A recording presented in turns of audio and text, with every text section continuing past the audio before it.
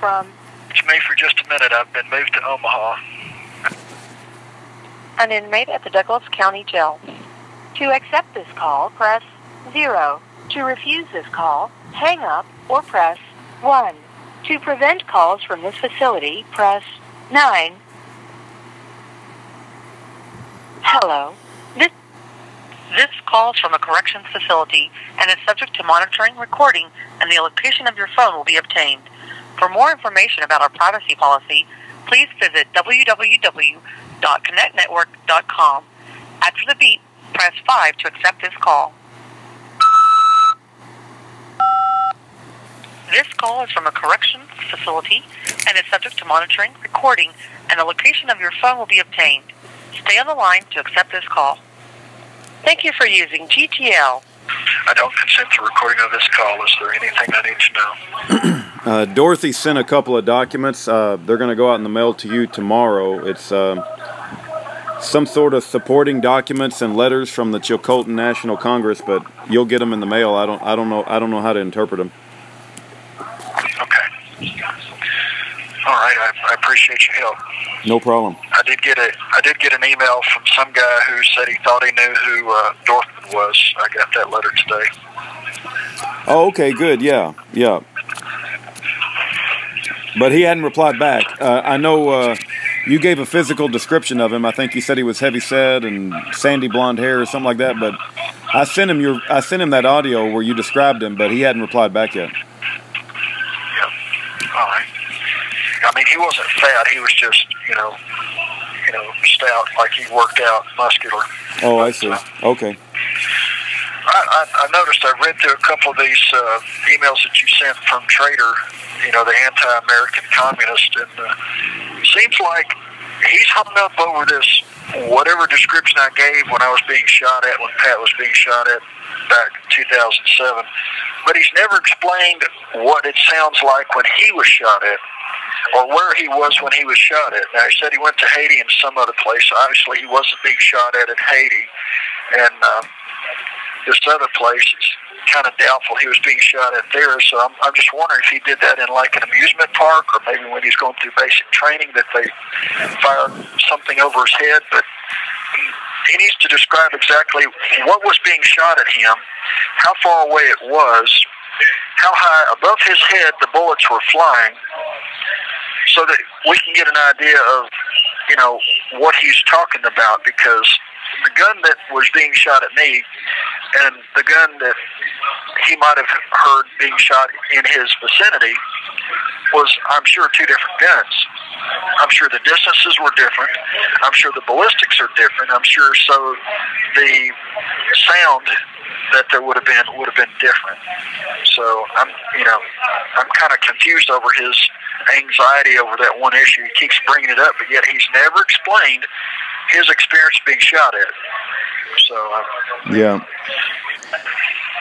yeah, he is an anti-American. There's no doubt about that. He puts his faith in men and titles of men, and he brags about being a taxpayer. It's the most insane thing I've ever heard of. Right.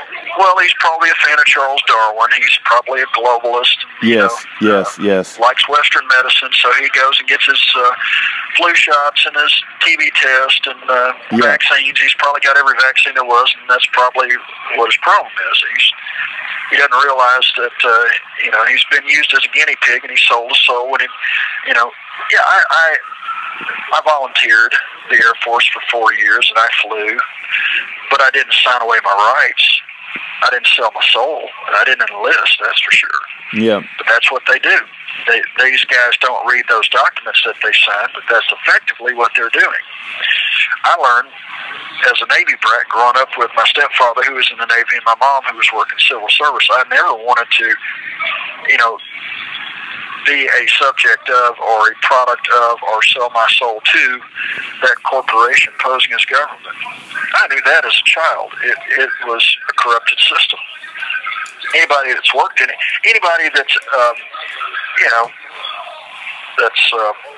intellectually honest will have to admit that it's a corrupted system. The government is totally corrupted.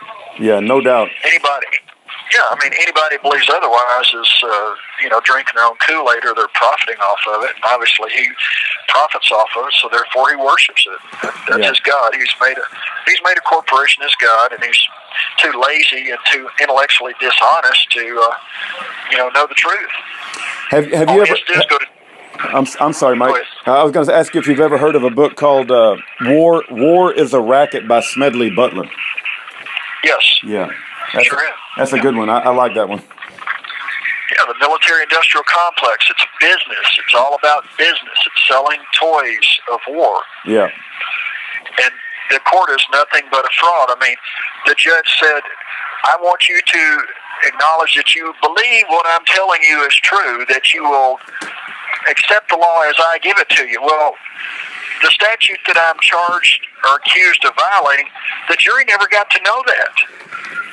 This unlawful possession of a weapon to wit interference with interstate commerce, they never had that explained to them. There never was any component of interstate commerce in the final court order. I mean, the jury instruction didn't even include that on that last page. And it said, and I objected. And he said, well, there's a reference where it takes them back to page 8 or unit number, item number 8. Well, yeah, but they're not going to go back and read that. They're not reading it that way. They're reading that one page. It says, do you believe that he had a gun? Believe. Not have they proved. The standing is proof beyond a reasonable doubt, not a belief. So he converted what was the law requiring that you prove beyond a reasonable doubt that I had possession of a gun, which they can't do, and they didn't do. No one ever saw me with a gun, period. I didn't have a gun. That's the bottom line. They searched the plane the very day that they arrested me, no doubt. And then they come back 2.5 months later, and they claim, it'd been locked up the whole time. Well, they made sure that the jury didn't hear that. They had all women from Omaha who are anti-gun, who are not farmers, who are not hunters. It's called denial of due process, manipulation of a jury. It's not a jury of my peers, nor was it due process, nor was it the ability to be heard. I was denied the right to be heard, denied the right to counsel. It's a rigged game. It's a kangaroo court, by definition. Yep. So. Yeah, I've anybody that will listen, I tell them there's several entities that are like absolutely known for certain to be enemies of the people. One of them is the Federal Reserve. The other one is the IRS. All intelligence agencies, including the FBI, the CIA, Homeland Security, mainstream media, and the judicial system, the criminal judicial system, and the Bureau. You have 60 seconds. Bureau of Prisons. Bureau of Prisons. Well, God bless you for everything that you're doing. Please, those that are listening, if you can help rooting this ministry, please do. And anybody that has the ability to pick up the phone and call those people running for office, saying, if you're running for governor, will you exonerate those people starting day one that have been falsely accused and are sitting in prisons languishing?